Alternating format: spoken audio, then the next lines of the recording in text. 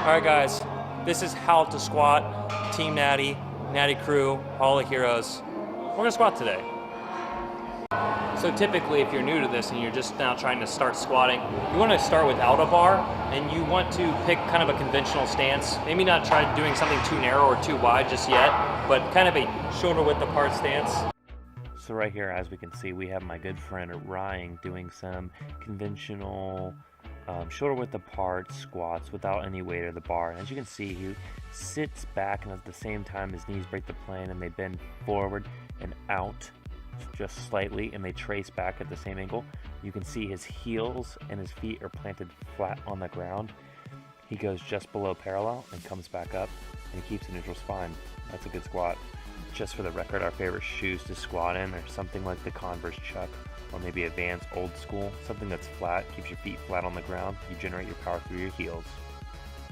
Typically when squatting, you don't want to wear big, thick, padded shoes. You want something minimalist and small to almost, if you didn't have a Converse Chuck or a flat shoe like this, you want to replicate something like a bare foot. So then take your shoes off if your gym allows it and squat with a bare foot.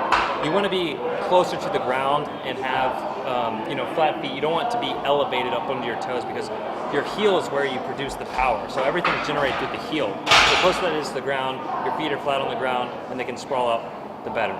Toe shoes are best. Are you in love with toe gloves? I love toe gloves, man. It just feels so good around my big toes and stuff. I've never worn them, but I hate them because they look like funky.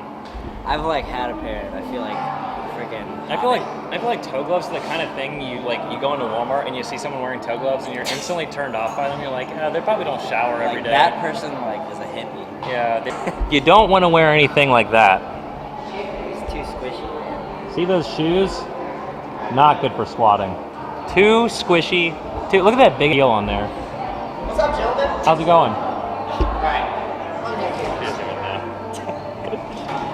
She'll know later. Okay guys, real quick, I know my wrists are bent in here and that's actually a really bad habit that I'm trying to get rid of. You want to keep your wrists neutral and a powerful stance so that they're not hurting like this. But as you can see, my hands are closer to my shoulders. This keeps my back nice and tight and gives it a large shelf to rest the bar on. You don't want your back loose because once you start hunching over, you're more prone to caving over and that's just not a good thing. You don't want to do that, especially when you're squatting some heavier weight. As you can see, speed is the name of the game here, especially when you do get in those heavier weights. But you do want to get just below parallel. I like what it's called hitting the hole, but you want to get to the point where both your quads and your hamstrings feel strain on them. You don't want to sit too far down into the squat because then you're just putting unnecessary strain on your ankles and you're going to need some crazy mobility to get down to that anyway. Another thing is here, my hips and the top of my chest move as one unit as a whole. Your butt doesn't come up before your chest and vice versa. Another thing is, you can see my feet being flat on the ground, generate my power through my heels, and my knees and feet are pointed slightly out, and they trace back the same way that they go out when they come back in. That's going to be the best technique for a squat like this.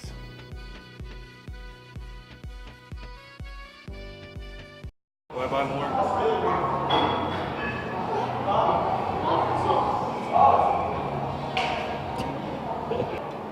Take a big deep breath and say the word hope, or whatever the hell you have to say, like, ugh.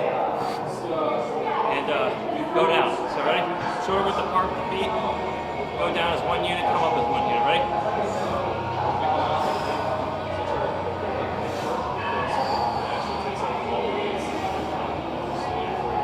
So another big thing to keep in mind that having a big breath before you go down does is it really allows you to, brace yourself and strengthen your abs and keep them tight as you go up and down. This allows you to keep your lower back tight as well and keep a neutral spine because you don't want to round your lower back and you don't want to hunch over as well, which can happen if you don't keep your abs stable.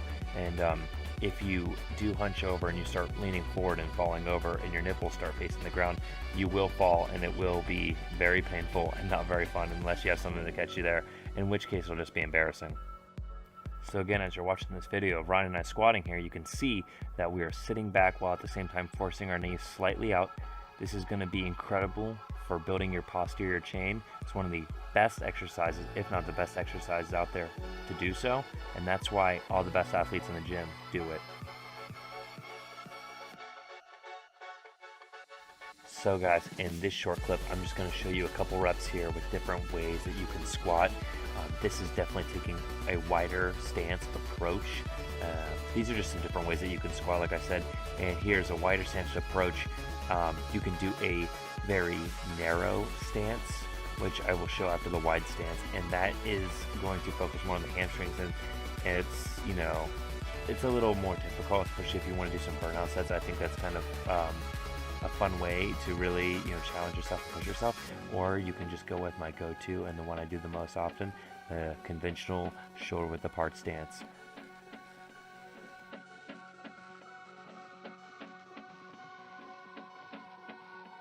This is not something I would want to replicate. If I was watching this video, I'd be like, that guy's doing it wrong. He doesn't know what he's doing. I'm just tired. This is my second workout of the day. What do people want? Working all day, freaking working all day for the man after working out and then working out again. And I'm not even on juice. Oh yeah, Team Natty for life. Team Natty for life. I'm hungry. I'm hungry too. Okay, so guys, don't forget, the most important part of any kind of workout, whether it be squatting, deadlifting, curls, whatever, is how to be aesthetic with that workout. So, as you can see, I've got matching 45 plates. If you were to take one of those 45 plates down there and put it on one of these sides without the other one matching, you automatically look like a dumbass, okay? So just forget it. Just don't even do it. Like, it's the same weight, but it's not, okay? It's definitely not, okay? Another part is like, you wanna do one of these deals, you wanna pull the pants up so that you look very Euro boy, you know? It kind of puts the ass into perspective a little bit better too if you tuck in the back of your shirt, just ever so slightly. Approach the squat bar like so.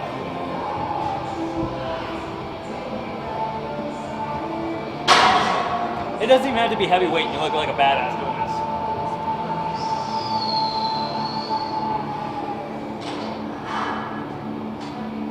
And you always want to have like a nice grunt, like a signature grunt.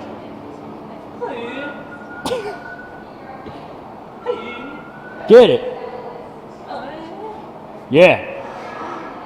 And yeah.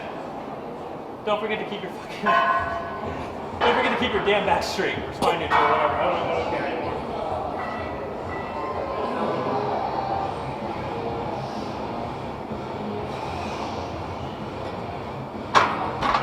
So right away we can look at the bar. And this is definitely not what to do. These plates do not match. They do not look the same. Let's go over to this side. What in the holy hell? It looks like a first grader just colored my bar into the squat rack. Okay?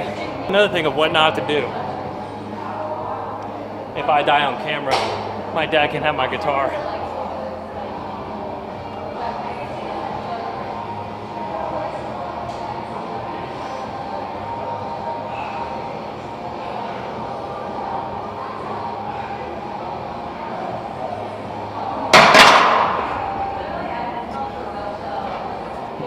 That's what you don't do in the gym, because you look like an ass.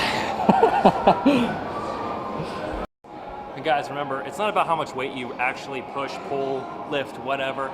It's all about progressive overload, doing the work. People say, oh, progressive overload, like stack more weights on there. Your body does not know what weight is actually on the bar. It doesn't know that there are 245s on there, or if there's 125. All it knows is that if you're putting in the work. So if you're actually being intense with the workout, if you're actually giving yourself, you know, an optimal rest period, if you're giving yourself, you know, an optimal rep range for whatever goals you may have for your physique, you don't want to just go up there and like I showed earlier. Oh, I'm doing progressive overload, 3 plates, and then just fail and be like, I got my sets in. If you're doing sets to actually hit muscle hypertrophy, your body will recognize that and grow. If you're feeding it the right stuff, if you're getting the right amount of sleep, and you're training the correct way, it doesn't matter what weights you're using, because you can come in here and you can bring your ego in here and you can just slam weights around. That's gonna actually hinder growth if you're ego lifting instead of actually lifting smart. Because you want to work smarter, not harder. And that's in any instance in life. You don't want to go into work and just pound away at a freaking wall with a sledgehammer all day and not get anywhere. So remember that, guys. Team Natty out.